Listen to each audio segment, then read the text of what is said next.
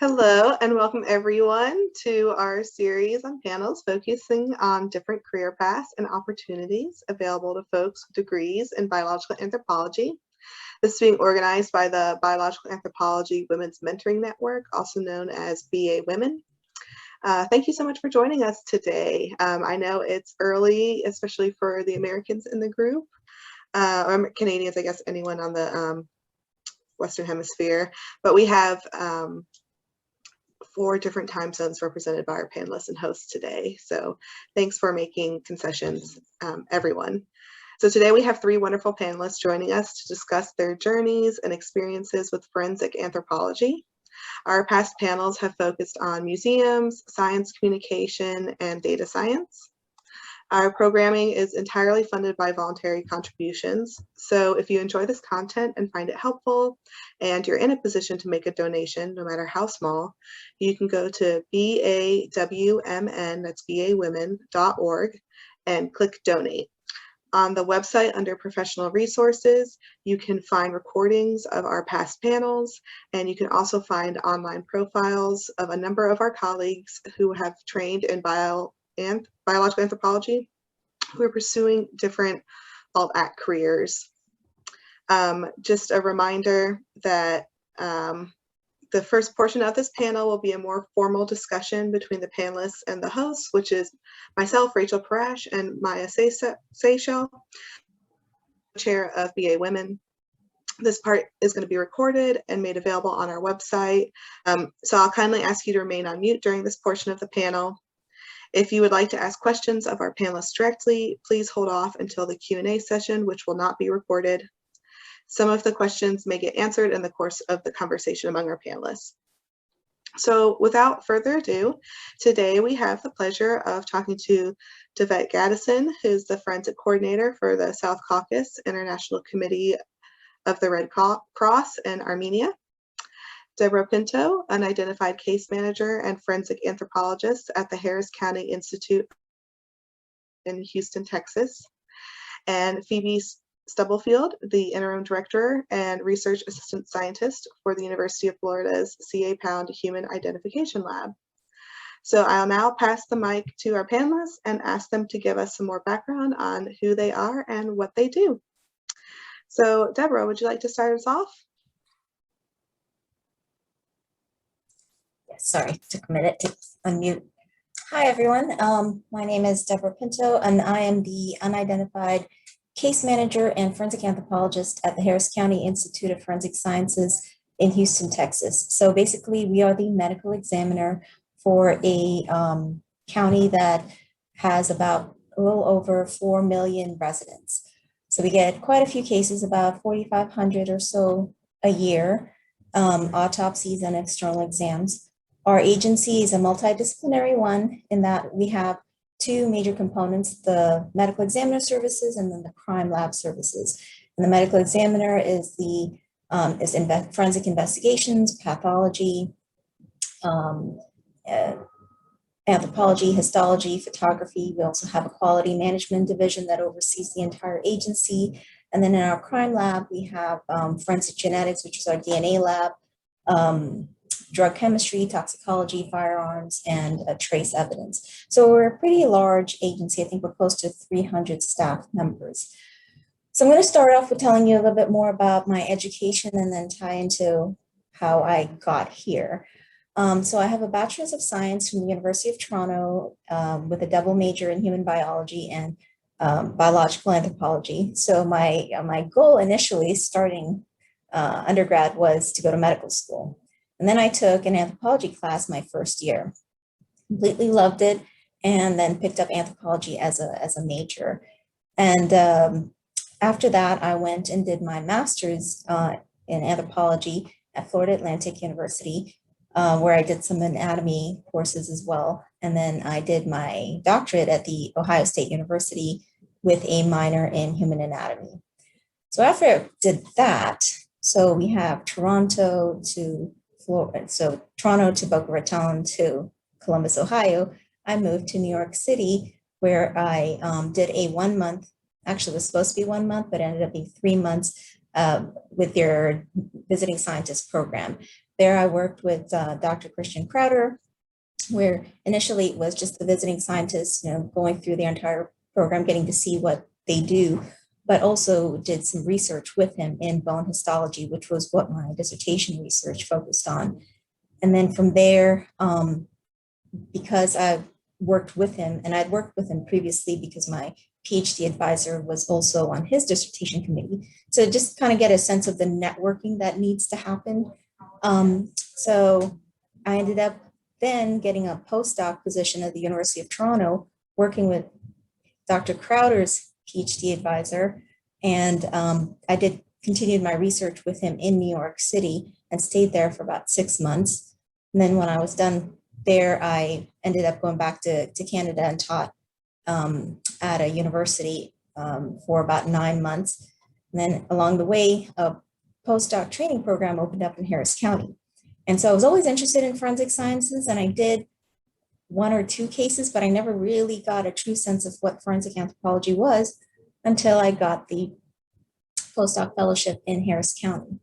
Boy, was I surprised. There was a lot of stuff to learn, and things that I didn't know that anthropologists did. And so it was really, really a very good education program, and I highly recommend the postdoc training fellowship whenever one is available.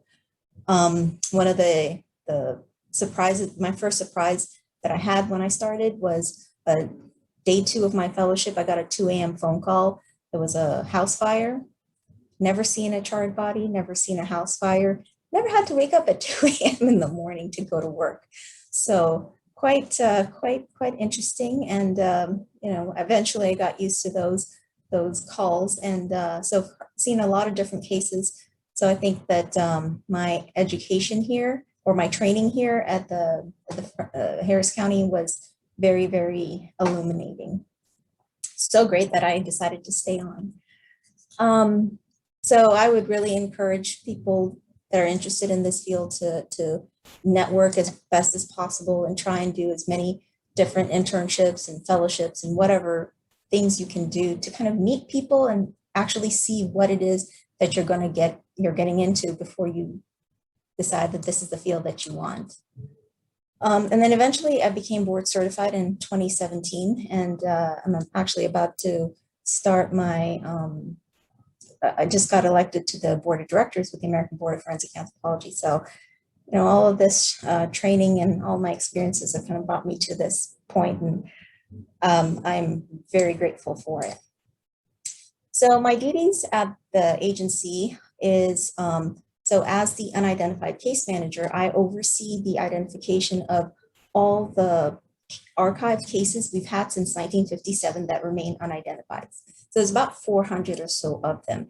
And for most of these cases, if not all of them, we have done everything possible to get these people identified. We've tried fingerprints, we've submitted these cases into NamUs, we submitted DNA into CODIS, and a lot of them we still haven't been able to identify. And that's primarily because we encounter the one big problem that I think we have in this field, and or in death investigation in general, and that is, if people are not looking for their loved ones may not be identified. So we need things like antemortem records, or we have to have some type of tentative in order to do even some of our fingerprint comparisons, and definitely DNA, definitely radiograph comparisons. So that's one of the biggest issues that I have in my particular job.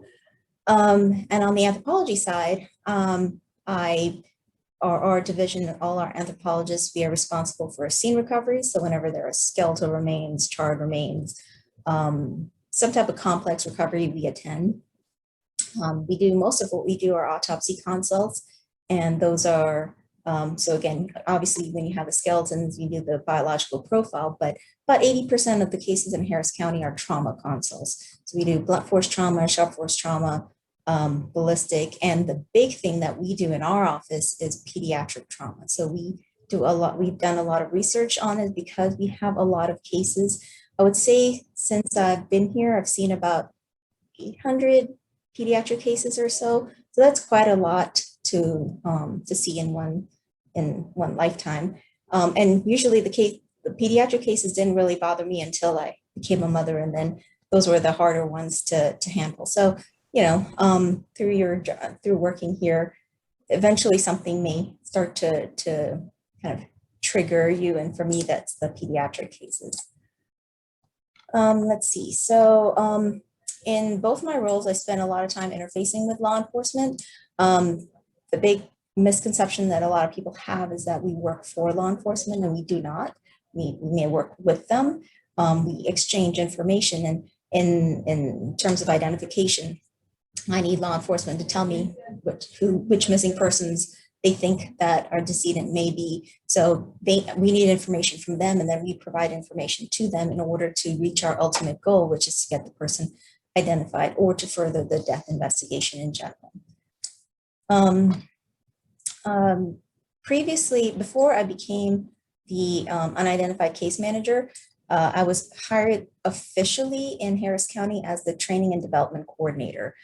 So I oversaw the training for the agency, the internship programs. I assisted with the forensic pathology fellowship and the forensic genetics fellowships and visiting researchers. So a lot of times anthropologists will have to be able to take on multiple roles to be able to serve as a forensic anthropologist. The director of this division also oversees forensic emergency management for our agency. So as long as I've been in this office, I've always had multiple duties. And so that should be, it may not be the expectation, no wait, that should be the expectation that you'll be able to do multiple jobs. But you'll be lucky if your agency just hires you to do forensic anthropology exclusively. So basically I've moved around a lot, done a lot to get here. But I will say this, and I said this to the host, that this is definitely the best job I've ever had, and I don't regret a day of it. That's my life in a nutshell. If I can jump in for a second, I think what you were saying, being willing to kind of carry multiple hats, is also something we've heard in other panels as well for different careers, that just being, even if you're facing something that you may not feel 100% comfortable doing, that you just have to sort of step up to the plate and say like, yes, I can do that. But also that oftentimes sort of the expectations are not necessarily like academic level, you know, perfect understanding of every nuance of what that, you know, what that particular role entails, but just being willing to do that and kind of learn on the job to an extent. Right. And you know, I think anthropology really sets us up to do that. We are able to wear multiple hats. There are a lot of other people in this building that cannot do it. And I know that that's something that our upper administration really likes about us. And so we tend to get a lot of the other additional duties. And yeah, that's fine, because at the end of the day, you become more of a keystone in the agency. And again, we're all trying to meet that one goal, and you know, whatever it takes to get there. Yeah, that's great. Thank you so much. Phoebe, would you mind going next and talking about your education and career? Certainly, no problem. So I became a forensic anthropologist because when I was an undergrad, I was majoring in biological, well, I was in anthropology. There, the University of California, Santa Barbara had specializations within the anthropology major. So I was a bioanth focus. And in my senior year, I heard about forensic anthropology during what we would call now a bioart class, and mixed osteology at the time. And the light bulb came on. So I realized this was about probably the fall quarter. And I quickly started applying to grad school. And this was before the internet. So there wasn't, I was getting grad school applications in the mail, you know, unsolicited, arriving in the mail. So I've been throwing them out as fast as I received them. And the last two that showed up when I realized, wait a minute, if I'm going to be a forensic anthropologist, I need to go to grad school. I know I don't know enough about biological anthropology to be employed. So those last two were the University of Texas and then one of the institutions in Washington. And I asked around, and heard good things about the University of Texas, and so I went there. So not a lot of planning involved in my next step for my master's work, but I to this day just say it was the grace of God, because there was not a lot of planning involved.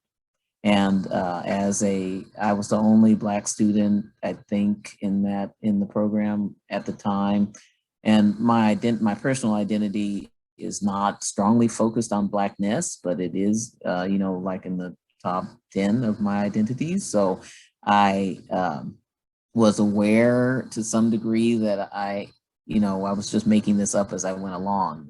I didn't have, my parents couldn't tell me about grad school. They hadn't gone. My father had gone to college, but not grad school. So, I was the first one to actually try grad school. And I negotiated with my parents over going to grad school in Texas, and them supporting that financially to some degree. And we reached an agreement, and I moved to Austin. And so that turned out to be key. And so I use that story to say, we live in the age of the internet now. See, this was 1990. So I guess we got internet that year. Yeah, because I remember sitting down in a computer lab and going, oh, I don't have to telnet to another teletype anywhere, almost, because the lab was just shy of that. So sometimes I was doing that to connect to a server elsewhere, but there were barely servers elsewhere. And that idea, but the internet was off and running. There were no visual interfaces, there were no browsers.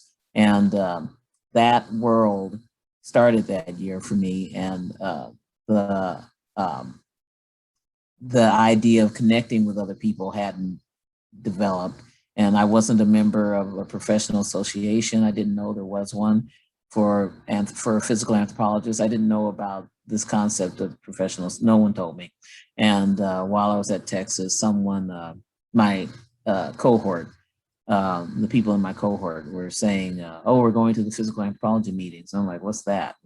And so I joined the association eventually. And from there, I thought maybe there's one for forensic anthropologists, but that thought didn't develop far because, it just didn't go anywhere. So what happened for me in Texas was that eventually I realized I did my master's on a paleoanthropology project.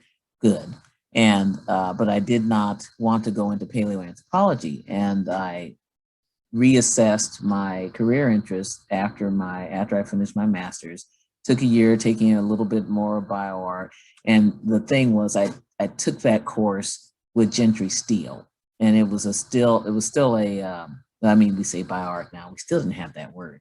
And I did not know that Gentry was a peer of William Maples. And when it came time for me to go, I'm going to go to grad school, I applied to the only real two institutions at that time, University of Tennessee and University of Florida. They were the well-known ones. Dr. Maples had just published his book, and I was like, oh yeah, I'll go there, because the only other one I'd read was Doug Ubelacher's book, and it wasn't like he's at a museum. That's not a school. So I got 2 no responses from Tennessee. I still wonder about that. They were very thorough in saying no. And then I got an acceptance from Florida. I was like, oh, great. I'm going to grad school. I'm studying with this man whose book I've read, and I know he's the one. But despite having read despite reading his book, I did not make the connection that, he came out of the University of Texas. I knew that. I knew he was another Longhorn, that part clear. But I didn't realize that 2 of my 3 letter writers were his peers, because Claude Bramblett was the other one. And I say that because the moral of the story is we were a small world. I'm not sure that's still the case, but we were a small community. And, the pyramidal structure of our genealogy was still quite apparent then.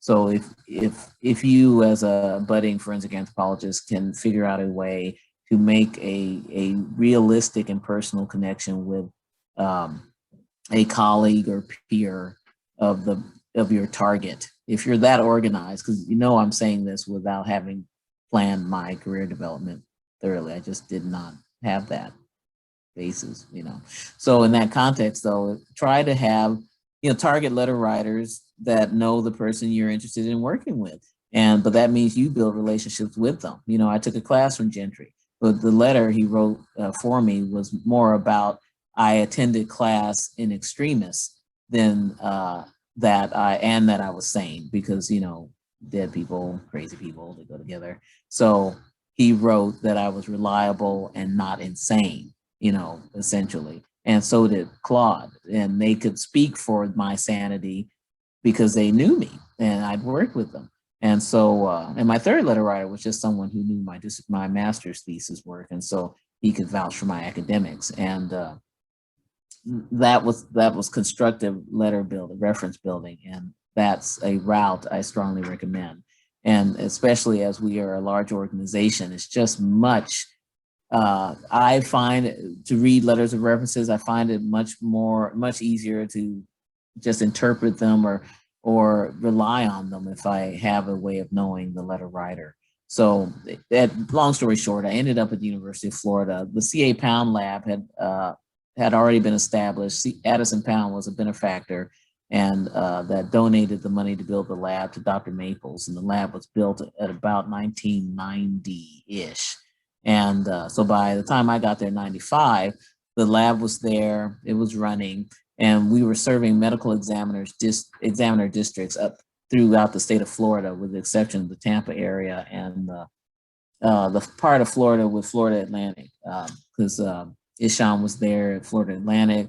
I forget the name of the guy that was at, almost caught it, but in the Tampa area. So now with graduates and time, we serve medical examiners districts still up throughout the state of Florida, but less Miami now, and no Orlando. John Schultz covers that area, and we still don't serve Tampa, of course, because nothing's changed there.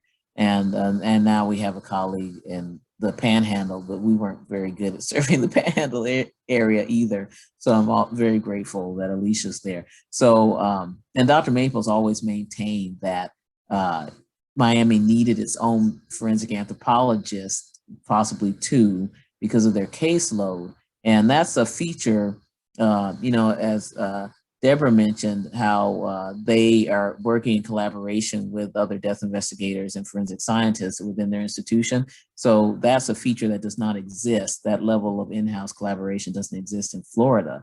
And it's problematic in that, well, Miami needs that, but the districts are organized in a way where everyone's an independent contractor. So, you know, the head chief and me gets a pot of money for their annual budget. And then they distribute that money to pay the salaries of other pathologists and staff and rent if they're renting. And because sometimes they're renting their facility. So they are, the chief and me, even though they're appointed to their district by the governor, they are small business owners, essentially, for their own pathology practice. And so within that structure, no one wants to pay the salary of a forensic anthropologist when they're already paying for pathologists and their staff, possibly at a minimal salary, because the staff will be death investigators who are, you know, they vary in their backgrounds. You know, I used to say, oh, retired law enforcement death investigator, but they're also master's graduates from forensic science programs and forensic anthropology programs that, you know, otherwise unemployable, and they're hired as death investigators. I mean, the forensic anthropology ones, otherwise unemployable, and get hired as a death investigator, but they still need to be paid. And that pot of money is the only one. And so no direct employment in the state. But the other side of that is I mean me and my colleagues in this state had to break into the concept of charging for cases, being paid to do cases.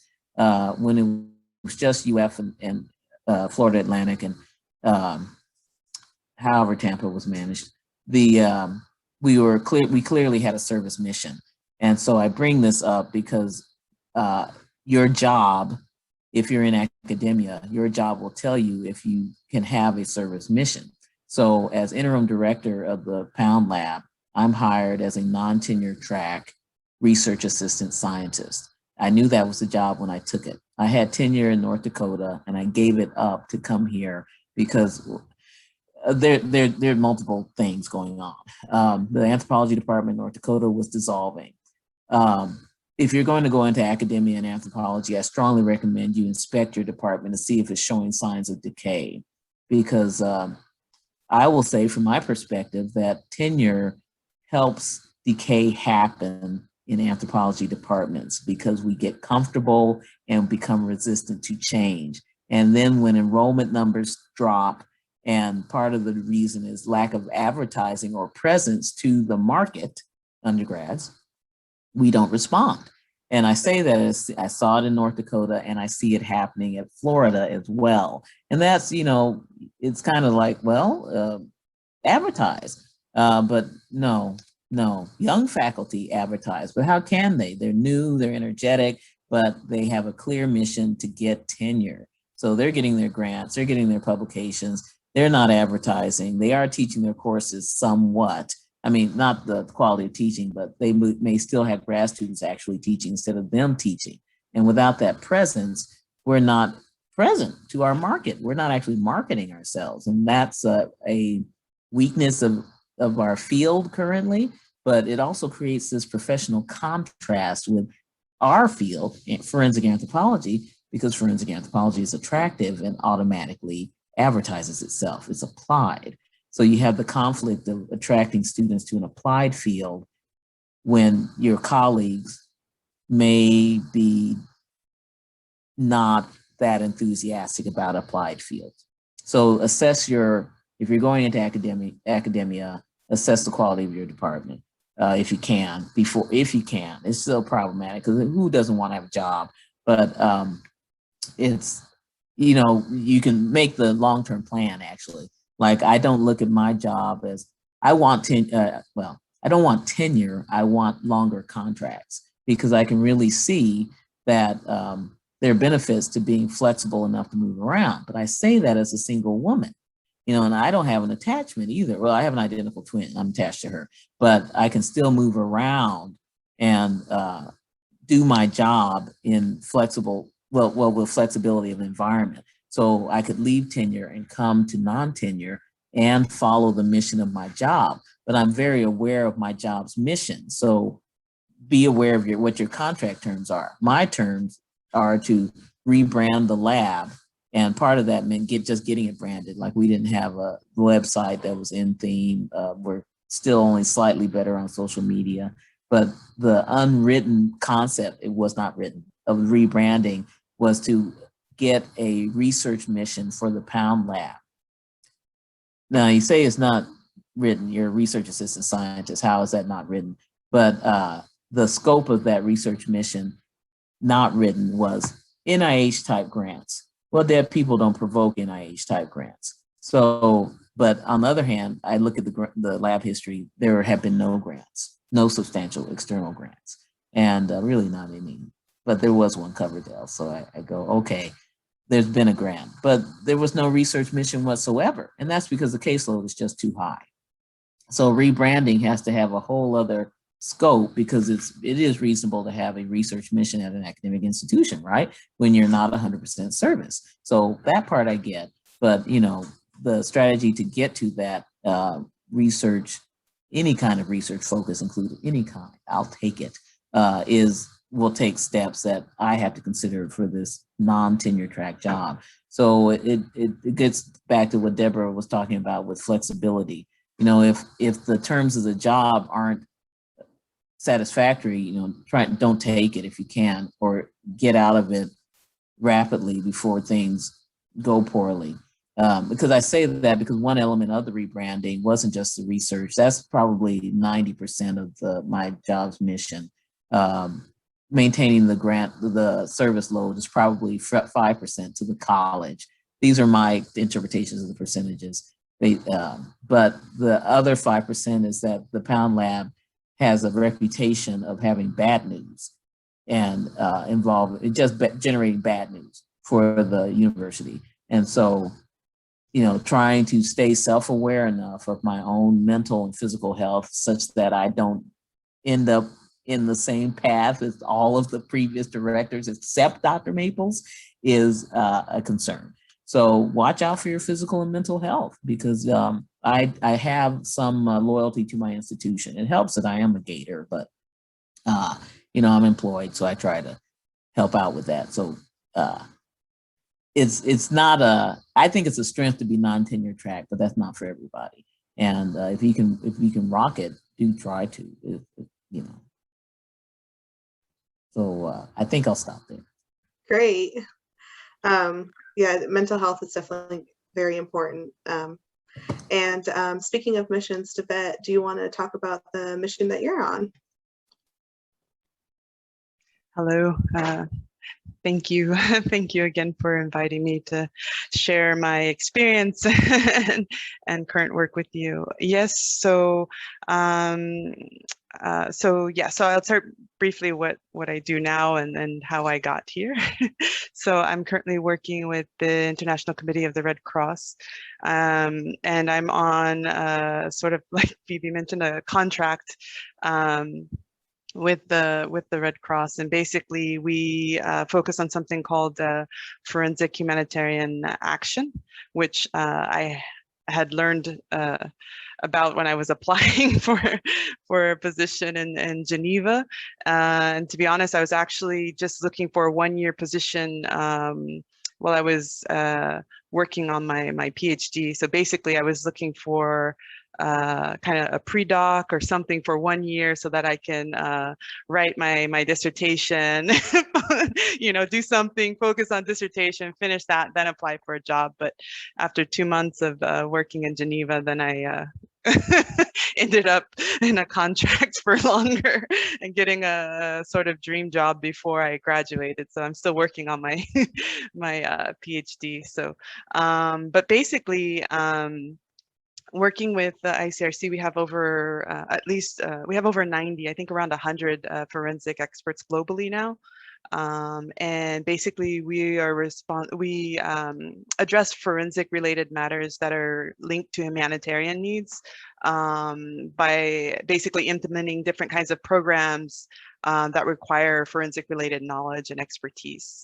So we aim to strengthen and help to develop the local and medical legal investigation systems, provide forensic advice, promote best practices, international best practices as much as possible, and develop tools, help the local experts develop tools, SOPs, guidelines, and provide training, consultancies, and assistance, equipment, assistance, and things like this. So there's a lot of different parts that go into this job, and it's something that I didn't fully understand, to be honest, when I when I joined, but now I'm clearly yeah, it's a lot, but it's very interesting, never a dull moment, to be honest, and very interesting to work with the different ministries and experts in different kinds of fields. Not only the forensic experts, but also investigative entities and things like this. And basically my kind of pathway, it began and when I started out actually at a community college in Texas. I'm from Texas, and I was looking for, I knew that actually out of high school that I wanted to work with the human bones, because I took an anatomy course and I really enjoyed the human skeletal aspect of that. And I actually had an exit interview in my high school, and the counselor asked, sit you down and ask when you're about to graduate, have you applied for college? What do you want to do? And I said, I thought I wasn't clear, but I just told them I want to do mortuary science. And they said, no, you don't want to do that. And I said, yes, I do. And I said, no, you want to do forensic science. And I didn't know what that was. So I started to do some research and said, okay, yeah, they're right. I do want to do that. But then the question was, how do I do that? So I was going to community college and really trying to understand, how do I get to do this? So I ended up actually in the wrong degree. I was doing some kind of forensic program that was under criminal justice. But then I actually found Texas State University, which is south of UT. So I found Texas State, and I realized I needed to be in the anthropology department. And so I transferred to Texas State University before FACS was created, before the Forensic Anthropology Center. Texas State was actually functioning. So I got into the anthropology program there, and then I got some really great advice from advisors there. One was Kate Spradley. I took, I think, all of her classes, and one of the recommendations that her and other professors there was to get as many tools in your tool belt as possible. And so I did that. I looked at relevant skills. I minored in geography with a focus in GIS mapping, and I minored in biology. I got volunteered on a Clovis site in north of Austin, I think north of Austin, to get some archaeology skills. And so I started to really also go to study abroad courses or study abroad programs, and I actually just did a Google search and pulled up a map of where in the world did I want to go, and I said Italy, and so I found a bioarc program in Italy one summer.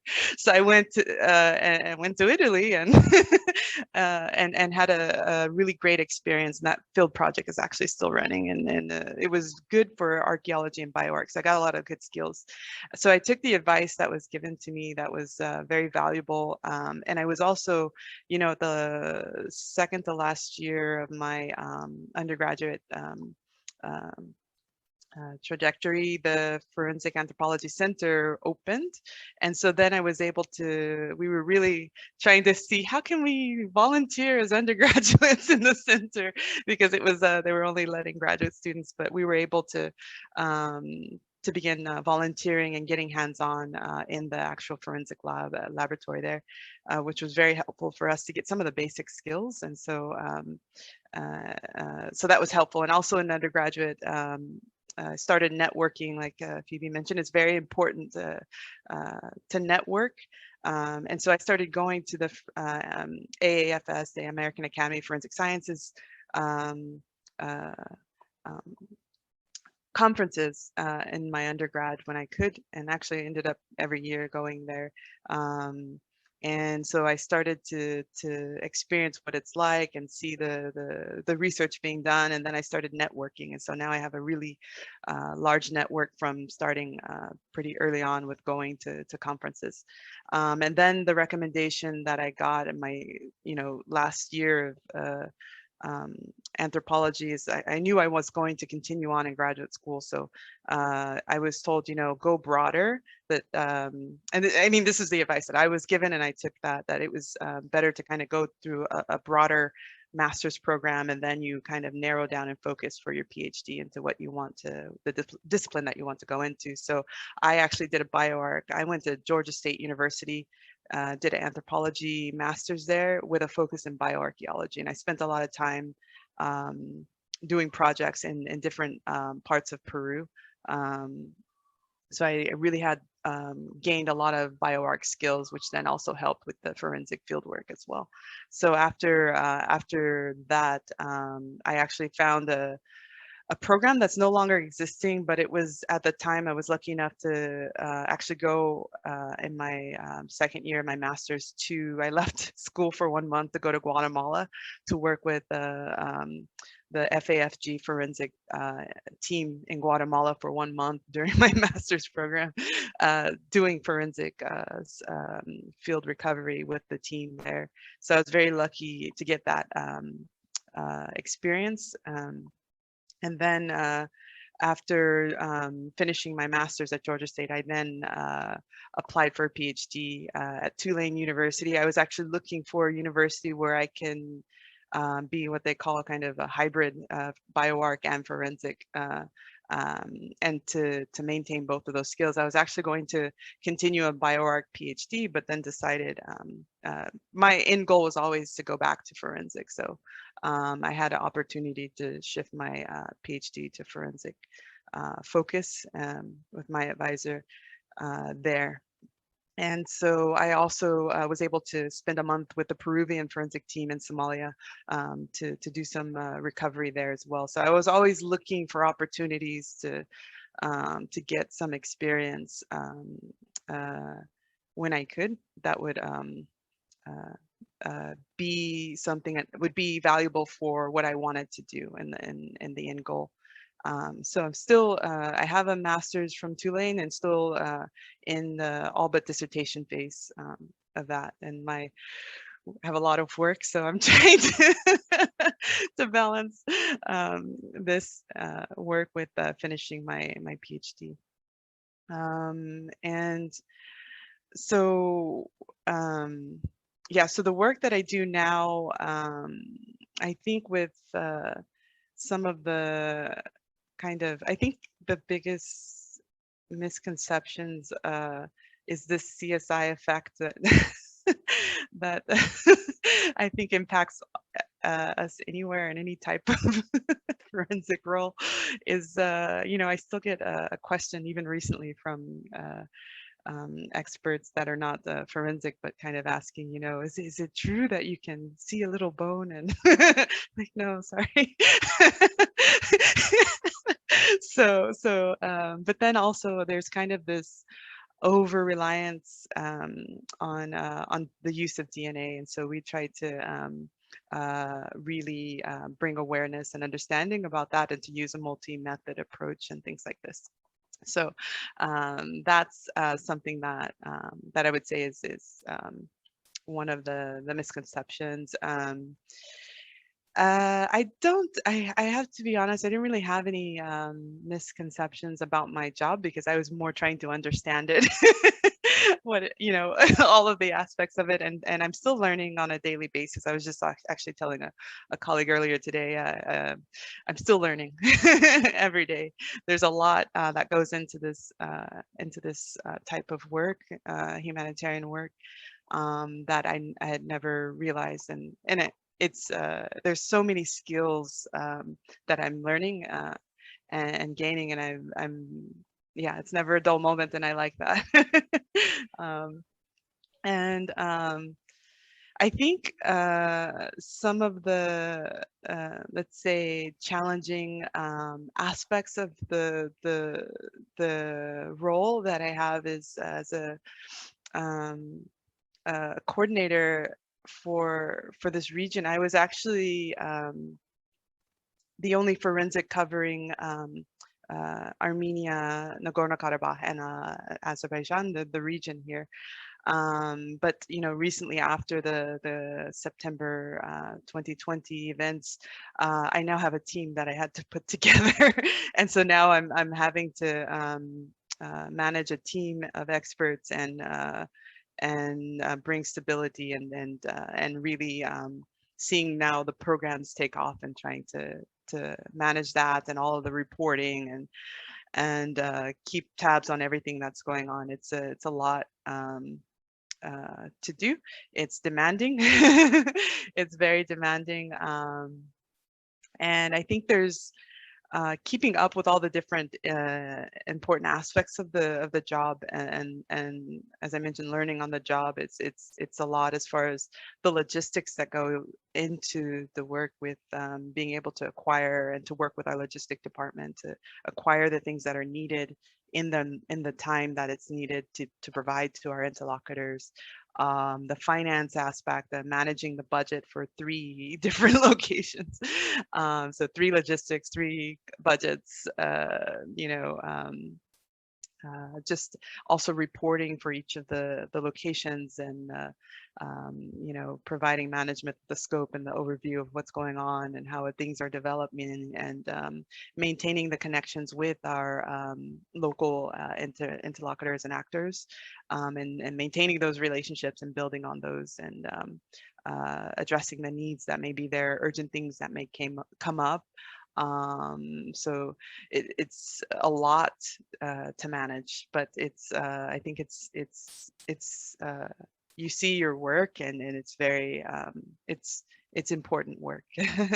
So it's demanding, but it's good, and I think it's the best and most challenging thing are those things. And I think, you know, to be honest, some of the, I have a way, and I think maybe, I don't know, maybe for the other experts, but I think I have a way of, when it comes to the challenges with dealing with recent decedents, I've seen some things that I never thought I would see, and I have a way of kind of, you know, I connect and I realize, you know, what this means, you know, families looking for this loved one, and but then I have to step back. I understand the magnitude of the situation, you know, what's going into this, and the humanness, but I have to disconnect from that at some point so that I can continue to support and to help.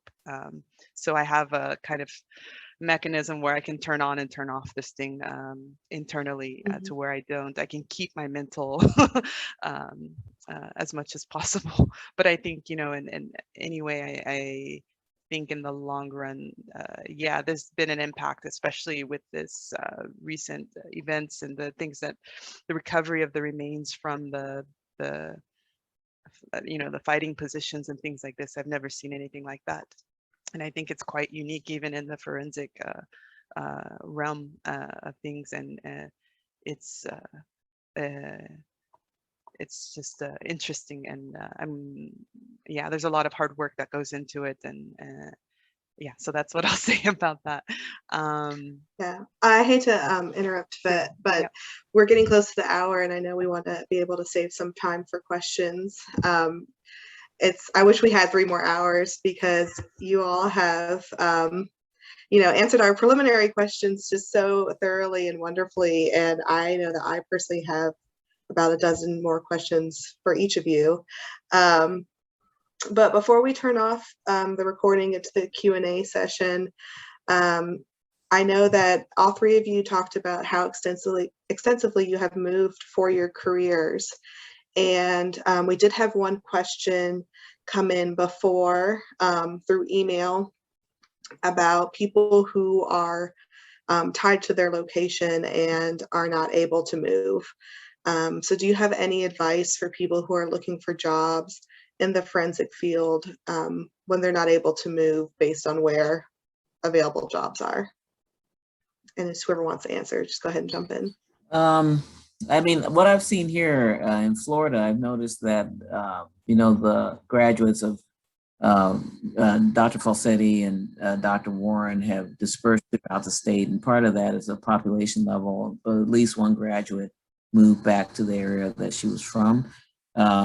So she was able to build a practice, a combined like practice from community college teaching into relationships with the local medical examiner and casework. So that works in the state where we work at the pleasure of medical examiners. So if your state allows the local medical examiner or coroner to hire the expert of their choice, that establishing a relationship can work. But it is a difficult position to be in, to be planted. I can only say be prepared to be hired in the next role, you know, the one next to forensic anthropology or the one next to that, and maybe being able to offer forensic anthropology services as a result. But it's, you know, it's just not guaranteed. You know, the first rule is the more degrees you have, the more likely you are to not live where you started, you know, and that's just for any level of education. So we're all cursed to start. And then it's, will the location and circumstances allow functioning as a forensic anthropologist? If you can do the academic role, and there's many ways to do that, you know, you have to figure out which one fits your temperament. Because I substitute taught for a while only within the sciences. That was interesting. And but it did teach me to not go into primary or secondary education, and for my own reasons, but that it would only be a retirement job at best, not the primary job. And but it did allow me to use my biological knowledge, not first forensic anthropology. So you just keep stepping up. And I have colleagues who've done the community college route, but so far that's been not preferred, not in this state anyway. But the main theme is if you can stay in, you know, maintain your professional memberships if you can, maintain your collaborations to try and be connected if a field moment occurs. And it will really depend on the number of anchors you have. Because if you have a young family and you're the primary caregiver, it will be hard to leave that family to do field work, but it may not be impossible. But the other end is true too. If you have elder care, you're the primary caregiver, then you still have that circumstance of trying to balance that and do field work that lets you stay in. But it's, you know, it may take some creativity and decisions that field schools, field work, 2-week projects are enough. Great, thank you very much, Phoebe. Deborah or Davette, do you have any advice? I'm just going to add one more thing to what Phoebe mentioned, in that if you're going to go the academic route, make sure that you understand who the medical examiner, what jurisdiction you are in. Because if, for example, if you teach at the University of Houston, you are not doing any of the cases in Harris County or in Houston because the medical examiner has dedicated staff to do it.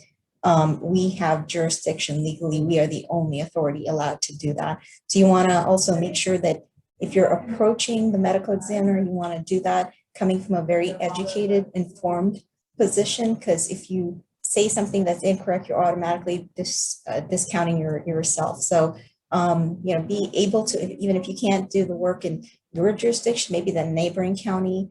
And as Phoebe said, you may have to travel, even if it is for a couple hours, you know, for a recovery. It'll be difficult. It really will be, but it's not, it is doable. Thank you so much. And I just want to acknowledge it has been just like 2 minutes past the hour. I know this has been absolutely fascinating. So I want to take another moment to thank our speakers so much, especially for those of you, you know, Davette's joining us at the end of a long day, and both Phoebe and Deborah are carving out the time at the beginning of the day for both of them, right? Phoebe is in Tulsa, working at the identifying victims of the Tulsa Race Massacre, and Deborah is currently on call and may get called into autopsies that are taking place right now. So just really want to, you know, take a moment to thank all of our speakers for joining us. I think this panel really kind of went above and beyond to be here, and I want to thank everyone for the flexibility with the time and folks joining us.